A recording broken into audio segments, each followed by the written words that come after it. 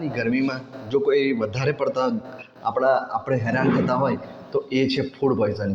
હવે ફૂડ પોઈઝનિંગમાં શું હોય છે કે તમે જો એના લક્ષણો કહી દઈએ તો માથું દુખવું, ઉબકા આવવા, ઉલટી આવી, ઝાડા થઈ જવા, પેટમાં કંઈ પાચન ના થવું, બરાબર કંઈ ભારેપણું લાગવું, તો આ બધા લક્ષણો બધા ફૂડ પોઈઝનિંગ છે. હવે ઉનાળાની ગરમીમાં વધારે આવા કિસ્સા દેખવા મળે છે. એનું કારણ છે કે ગરમીમાં શું છે કે ખોરાકમાં વધારે પડતા બેક્ટેરિયા અને વાયરસ બની જાય છે. હવે એનાથી જો બચવું હોય તો આપણે શું કરવું જોઈએ? ઉપર છેલ્લો સિમ્પલ આપણનો આનો જે નિયમ છે, રૂલ્સ, એ આપણને ખબર હોવી જોઈએ. જેમ કે જ્યારે આપણે જમવા બેસીએ તો આપણને એટલી ખબર હોવી જોઈએ કે આપણું આ જમવાનું જે આપણે ખાઈએ છીએ એ જમવાનું ક્યારે બન્યું. વધુમાં વધુ 2 થી 3 કલાક થયેલા હોય તો બરાબર છે. પણ જો તમે સાંજનું બનેલું હોય સવારે ખાઓ, સવારનું બનેલું હોય સાંજે ખાઓ, તો શું થાય કે એ જમવામાં જે બી તમે જમવાનું બનાવ્યું હોય એમાં શું વાયરસ અને બેક્ટેરિયા બની શકે છે, વધારે પડતા વધી શકે છે. તો તમારે શું કરવું? જો એવી આમ તો બને ત્યાં સુધી ફ્રેશ જ ખાવાનું લેવું જોઈએ, બને ને 1-2 કલાકમાં. પણ અમુક વખત એવી પરિસ્થિતિ બનતી હોય કે વધારે પડતો ટાઈમ થઈ જાય અને એવું લાગે કે આજુબાજુ આપણા આવા ફૂડ પોઈઝનિંગના કેસો વધારે હોય, બની રહ્યા છે, કમળાના કેસો, ઝાડાના વધારે બની રહ્યા છે, ઉલટીના આપણે આજુબાજુ બનતા હોય એવું લાગે આપણને, તો આપણે શું કરવું જોઈએ કે એ જમવાનું વધારે ટાઈમ થઈ જાય ને તો પછી તમારે ગરમ કરીને ખાવું જોઈએ. ગરમ કરીને, ધારો કે સવારનું બનેલું પછી સાંજે ખાવું હોય તો ગરમ કરીને ખાવું. અને ગરમ કરવાથી શું થાય છે કે અમુક બેક્ટેરિયા હમણાં નાશ પામતા હોય છે, બેક્ટેરિયા, વાયરસ. તો એક પહેલો નિયમ આપણને એ ખબર હોવો જોઈએ કે જ્યારે બી આપણે જમવાનું લઈએ તો આપણને એટલી ખબર હોવી જોઈએ કે આ ક્યારે બન્યું. જે જો આપણી આજુબાજુ વાવડ ચાલતા હોય ઝાડા, ઉલટીના, કમળાના, તો પછી આ આપણને ખબર હોવી જ જોઈએ. પાણીમાં બી આપણને એવું લાગે તો ગમે ત્યાંથી ગમે તેવું પાણી ના પીવું જોઈએ. પાણી જો ઘરમાં લેવું હોય તો એક વખત ગરમ કરી દેવાનું, પછી એને પીવું જોઈએ. ઉકાળેલું હોય તો વધારે સારું. ઉકાળે પછી ઠંડુ કરીને પીવો તો શું છે કે તમને આ બધા વાવડના તમે ભોગ ના થાય, બચી શકો છો. બીજો એક નિયમ છે શું છે કે જ્યારે આપણે કોઈ બી ફ્રૂટ્સ કે કાચા સલાડ ખાવા હોય તો એને બરાબર ધોઈને ખાવા જોઈએ.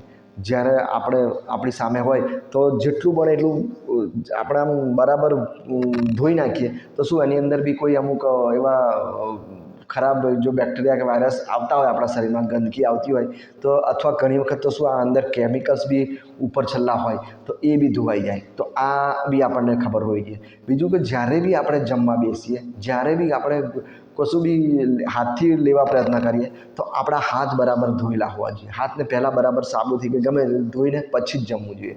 તો આટલું આપણને જો ખબર હોય તો શું છે કે આપણે ફૂડ પોઈઝનિંગના ઘણા કિસ્સાથી બચી શકીએ છીએ. અને થોડું બી જ્યારે બી આપણે કોઈ બહાર માર્કેટમાં જઈએ કે બજારમાં જઈએ તો આપણે શું છે કે ધ્યાન રાખવું જોઈએ કે આ કેવી રીતે બને છે, કેટલી વારમાં બને છે, કેટલી એ હવે તમે શેરડીનો રસ હોય પીતા હોય, શેરડીનો રસ, તો શેરડીનો રસ આપણી પાસે કેવી રીતે આવે છે એ જોવું જોઈએ. શું થાય છે બનાવટ જોઈએ, એના પરથી આપણને થોડી સ્વચ્છતાનો ખ્યાલ આવી શકે છે.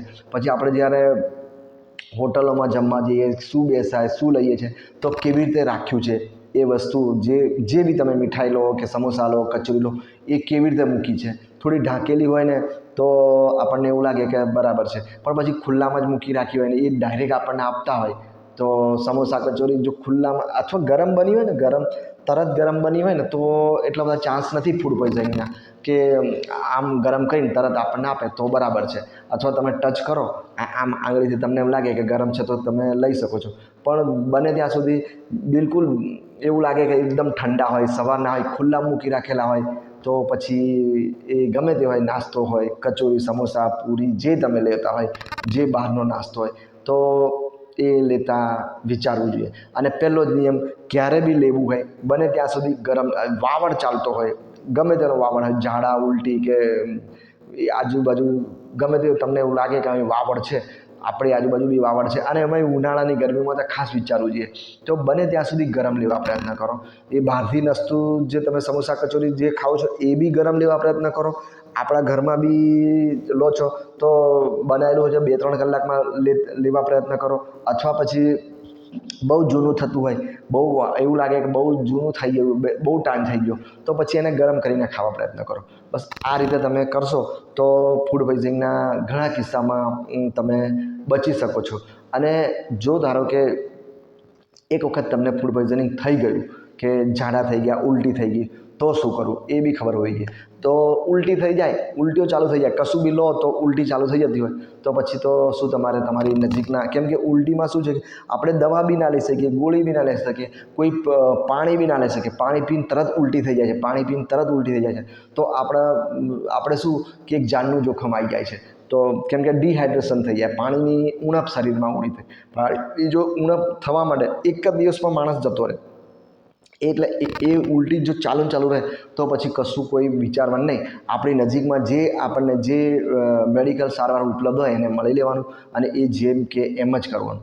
પછી ઝાડામાં બીજો, અને જો કદાચ મેડિકલ સારવાર ના મળી શકે, આપણી પાસે એવું લાગે ઘણી વખત રાત્રે ઝાડા ઉલટીના કેસ થાય, તો શું છે એ ઉલટી થાય કે ના થાય થોડું પીડાવતું જ રહેવું પડે. કેમ કે તમે એક ગ્લાસ પીડાવશો તો પાણી, એક ગ્લાસ પીડાવશો કે એક શરબત પીડાવશો તો 75% બહાર નીકળી જશે, પણ 25% તો શરીરમાં રહેશે. તો એ રીતે શું થોડું ઘણું આપણે પાણીની ઉણપ રોકી શકીએ છીએ શરીરમાં પાણીનું. પણ બને ત્યાં સુધી સારવાર પહેલી જ કરવી જોઈએ ઉલટી, કેમ કે ઉલટીમાં કોઈ રસ્તો નથી, જે પીડાઓ એ બહાર થઈ જાય. આપણે પાણીની ઉણપ કેવી રીતે દૂર કરી શકીએ? પછી બીજો એક છે ઝાડાના કિસ્સા વધારે બનતા હોય છે. તો ઝાડામાં તો શું છે કે કદાચ ઝાડા થાય ને તો આપણે એ રીતે ઝાડામાં પણ એવું જ છે કે 10 થી 15 વખત જો ઝાડા ચાલુ થઈ જાય તો બી તમને જાનનું જોખમ આવી જાય છે કે શરીરમાં પાણીની ઉણપ થઈ જાય. તો તમે શું કરો, કદાચ મેડિકલ સારવાર, પહેલો નંબર મેડિકલ સારવાર, કેમ કે ઝાડા ઉલટીમાં પહેલો નંબર મેડિકલ સારવાર, એ તમે એના સિવાય બીજો કોઈ રસ્તો ઘરેલું બહુ ઉપચાર નહીં કરવાના.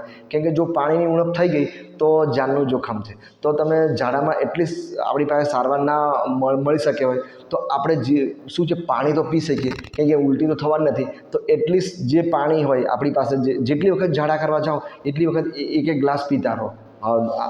એ જ એનો બચવાનો રસ્તો છે. પાણી પી શકો તમે, કોઈ ઓરલ રિહાઇડ્રેશન, પેલું મોઢામાં પેલું ORS પી શકો છો, પછી નારિયેળ પાણી પી શકો છો, લીંબુ પાણી પી શકો છો, અને જેટલું બને એટલું તમે પાણી પીતા રહો. બસ ઝાડા ઉલટીમાં બીજું કશું નથી, પાણી પીતા રહો, શરીરમાં પાણીની ઉણપ ના થવા દો. તો શું છે કદાચ તમારા ડિહાઇડ્રેશન એકદમ વધારે પડતું થવાના ચાન્સીસ ઓછા છે અને મોતનું જોખમ બી તમારું ઓછું છે.